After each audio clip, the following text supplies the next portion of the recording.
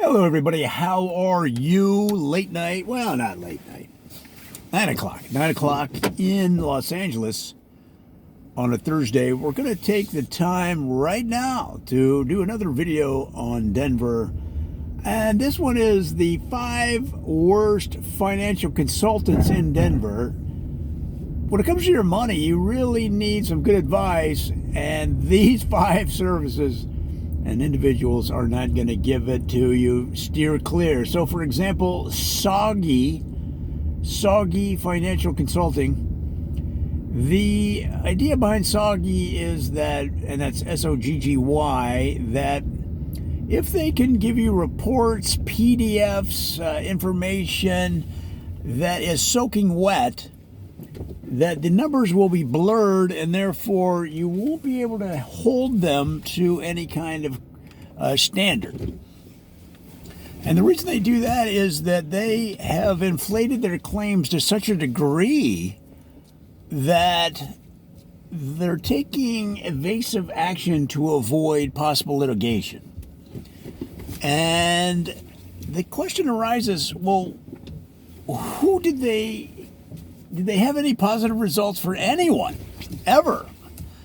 And that answer is not 100% clear, or it's not even 80% clear. So I don't like the whole situation. I'm going to give you the advice to steer clear of Soggy Financial Consulting. Number 2 in our list of 5 is Backdrop Financial Consultants, right there on the near east side. Just get on the 73 freeway, get off at the McClellan exit, turn right on Tapestry, and they'll be right there. Now, the thing about these guys is they have an interesting idea, and that is they're going to have a backdrop. They're going to have a backdrop of, I'm not sure why those police were sitting there, but maybe they're just catching speeders, I guess. Backdrop Financial Consulting has a backdrop of beautiful scenery. Now, remember, somebody's thinking at this financial consultants, because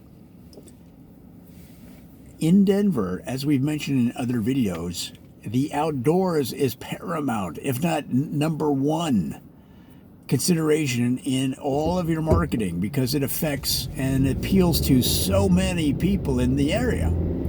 So therefore, Backdrop, when you go to their office, they have these stunning backdrops of mountain vistas, mountain scenery, mountain cabins, holidays in the mountains. It's really very, very impressive. The problem is they focus so much on their backdrop, specifically, in actuality, that they're trying to get you to not focus so much on their financial results and what they're doing for their clients. And for that reason, guys, I've got to steer you clear. And number 3 on our list is going to be Bunk. Bunk Financial Consulting. Now, the Bunk Financial Consulting Company has 4 or 5 different levels of participation that you can elect, and it depends on how much you want to do it yourself, how much you want them to handle it. And the culmination of the planning takes place every spring at an outing at a cabin, a series of cabins, a setup of cabins that includes a cookhouse that the company owns in the nearby Rocky Mountains, where they bring their clients together for brainstorming and planning for the fiscal year ahead. Well, the problem with that is that all of the beds are bunks, and usually they try to match a client with one of their consultants, but if you've ever been around financial consulting people, right away they will claim the bottom bunk, right? They're like bottom bunk, right?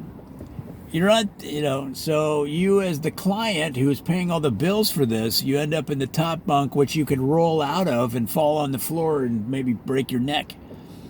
So for that reason, I'm going to give that a hard no. That's Bunk Financial Consulting. in Denver. The next one on our list, guys, is Protester Financial Consulting. Again, an interesting marketing approach, because what they do is they advise their clients to invest in stocks and companies that a lot of people would consider to be on the fringe, to be companies that are green in nature, that are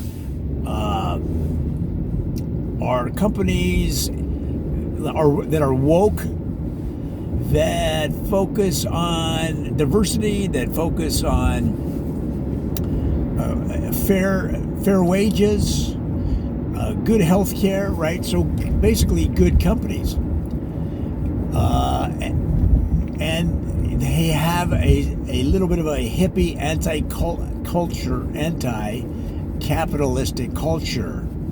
And so that's why Protester has got a lot of business. People in Denver tend to be not so much left-leaning, although that's a big part of it, but certainly anti-corporate for the most part. They want people to have a fair shake. They want people to enjoy the benefits of this incredible economy we've had since the downturn in 2009.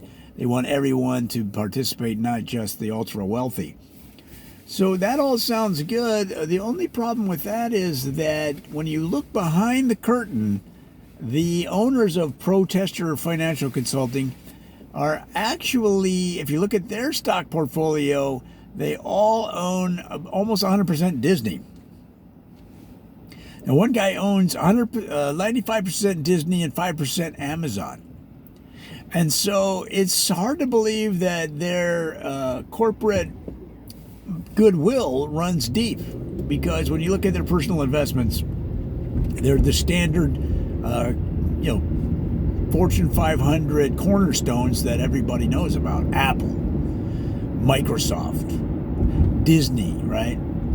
And it kind of goes against their complete investment in marketing and branding when you find out that they're not even following their own advice. So for that reason, I'm going to give that a no. It's up to you to follow your own heart, do your own research. Now, number 5 is Upsurge. Upsurge Financial Consulting is kind of an exciting place. Every time one of their clients does well with a phenomenal return, they clang the bell. Clang that bell, Sammy, clang it, right? And they got a big bell right there in the office. It's not a boiler room type of a thing so much as it is just a place that is focused on positive vibes, upbeat attitude. Anything can be overcome. We can do it. You can get there. And so it's a little bit, you get caught up in it. It's all encompassing. You're like, wow, this is the place. The difficulty with these guys is that, much like the Protester Financial Consulting firm, Upsurge, they behind the scenes aren't quite as enthusiastic, and in fact they're a little morose. If you were to walk in there just after closing time, when they're sitting around, they're not all joyous and jumping around and upbeat and slapping each other on the back. It's kind of actually the opposite. It's kind of a woe is me, the market's going to crash, we're all doomed, what are we doing type of attitude. So because of that dichotomy, that split personality, that you don't know who's going to show up, it reminds me of half the relationships I've been in over the years. It's psychotic warfare is what it is. And I don't have time for that, guys. I've been through that in my life. I avoid these kind of up and down people. That's a no-go for me. So, guys, those are, in my opinion, the 5 worst financial consulting firms in the Denver area. Of course, I just made it all up off the top of my head, but that's half the fun. If you know others, let us know on the Twitter, on the YouTuber, on the Snapchat, or whatever you got. We'll listen to your message.